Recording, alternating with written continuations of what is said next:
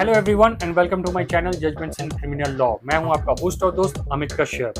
Friends, अपने पिछले video में मैंने आपको बताया था कि किसी भी क्रिमिनल केस में अगर कोई बैंक अकाउंट इन्वॉल्व होता है, यानी कि किसी भी क्राइम के संबंध में कोई ट्रांजैक्शन हुआ है और वह ट्रांजैक्शन किसी बैंक अकाउंट के थ्रू हुआ है, या फिर उस क्राइम से संबंधित जो भी ट्रांजैक्शन हुआ है वह पैसा उस अकाउंट में पड़ा हुआ है, तो पुलिस या फिर अन्य इन्वेस्टिगेटिंग एजेंसियां जो हैं वह उन बैंक अकाउंट को फ्रीज कर सकती हैं। और इसके बाद आपको उन बैंक अकाउंट को डिफ्रीज करवाने के लिए एक पूरी कानूनी प्रक्रिया को फॉलो करना पड़ता है। अपने वीडियो में मैंने उस पूरी कानूनी प्रक्रिया के संबंध में बताया है। अगर आपने मेरा वो वीडियो नहीं देखा है तो ऊपर आई बटन पर आपको लिंक दिख जाएगा और एंड स्क्रीन पर भी लिंक मिल जाएगा। आप चाहें तो मेरा वो वीडियो देख सकते हैं। अब इस वीडियो के बाद कुछ लोगों ने मुझसे यह सवाल किया था कि ऐसी कौन कौन सी एजेंसियां हैं जो आपके बैंक अकाउंट को फ्रीज कर सकती हैं। तो सोचा कि अलग अलग जवाब देने से अच्छा है कि इस पर एक वीडियो बना दूं और आपको बताऊं कि भारत में वह कौन कौन से एजेंसियां हैं जो किसी भी बैंक अकाउंट को फ्रीज करवाने का निर्देश दे सकती हैं। तो आशा करता हूं मेरा यह वीडियो आपको पसंद आएगा। अगर मेरा यह वीडियो पसंद आए इसे लाइक करना ना भूलें, and if you are new on my channel then don't forget to subscribe my channel and press the bell icon to get all the latest notifications of my new videos. So let's start this video. Friends, Bharat में Bharatiya reserve bank यानी कि RBI के पास यह अधिकार प्राप्त है कि वह जब चाहे किसी के भी बैंक अकाउंट को फ्रीज करवा सकती है।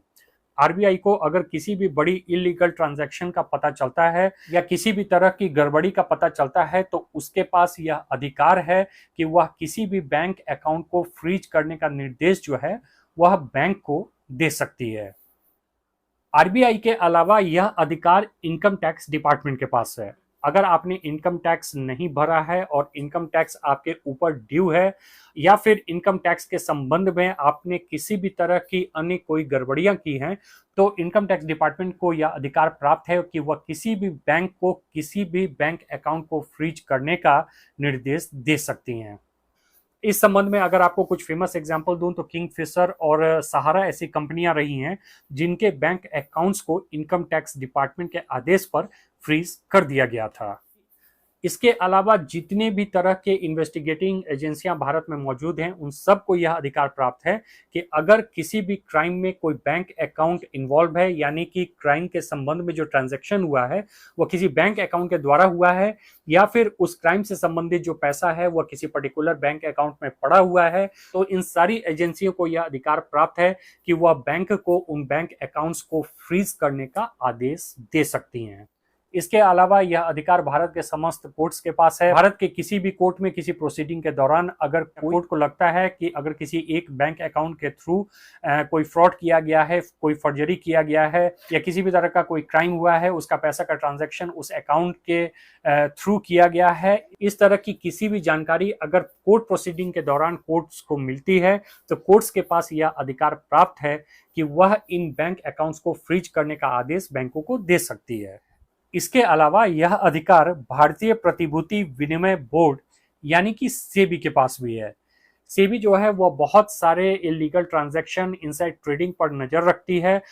और अगर सेबी को जरा सी भी इस बात की भनक लगती है कि किसी बैंक अकाउंट के थ्रू कोई इलीगल ट्रांजैक्शन किया गया है, या इनसाइड ट्रेडिंग में कोई भी बैंक अकाउंट के थ्रू ट्रांजैक्शन किया गया है, या उस बैंक अकाउंट में कोई भी इलीगल ट्रांजैक्शन का पैसा मौजूद है, तो सेबी के पास भी यह अधिकार प्राप्त है कि वह बैंकों को निर्देश दे सकती है उन बैंक अकाउंट्स को फ्रीज करने के लिए।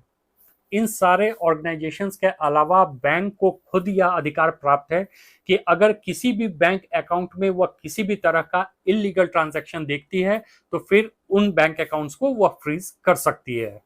अब इसमें समझने वाली बात यह है कि बैंक अकाउंट्स जो है वह दो और तरह से फ्रीज हो सकती है। पहला, आरबीआई का यह निर्देश है कि हर 3 साल पर आपको अपने बैंक अकाउंट का केवाईसी करना होगा। अगर आपने केवाईसी समय से नहीं किया है तो इस कारण से भी आपका बैंक अकाउंट फ्रीज किया जा सकता है।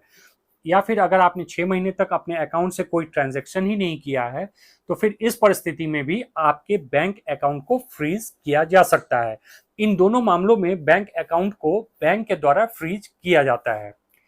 अब इन दोनों मामलों में तो बैंक अकाउंट को डिफ्रीज कराना आसान है, क्योंकि जैसे ही आप अपना केवाईसी कंप्लीट करेंगे या फिर अगर 6 महीने में ट्रांजैक्शन नहीं हुआ है, इस कारण से आपका अकाउंट जो है वो फ्रीज कर दिया गया है, तो जैसे ही आप बैंक मैनेजर को इस संबंध में एक लेटर देंगे तो आपके बैंक अकाउंट को डिफ्रीज कर दिया जाएगा। लेकिन इसके अलावा अगर आपके बैंक अकाउंट को फ्रीज करने का निर्देश जो है वह आरबीआई की तरफ से आया है, या फिर किसी इन्वेस्टिगेटिंग एजेंसियों की तरफ से आया है, या फिर कोर्ट की तरफ से आया है, या फिर सेबी की तरफ से आया है, या सतत किसी इलीगल ट्रांजैक्शन के कारण बैंक ने आपके बैंक अकाउंट को फ्रीज कर दिया है, तो फिर इसके बाद इन बैंक अकाउंट्स को डीप फ्रीज कराना एक लंबी और थकाऊ प्रक्रिया बन जाती है। तो इस मसले पर सबसे उपयुक्त बात यही होती है कि आप अपने ब्रांच मैनेजर से मिलें और उनसे जानकारी प्राप्त करें कि आपका बैंक अकाउंट जो है वह किस कारणों से फ्रीज किया गया है, और इसके बाद बैंक मैनेजर आपको जो भी जानकारी दें उन पर कानूनी प्रक्रिया को फॉलो करते हुए अपने अकाउंट को डिफ्रीज करा सकते हैं। तो आशा करता हूं मेरा ये वीडियो आपको पसंद आया होगा और इन्फॉर्मेटिव लगा होगा। Thanks for watching.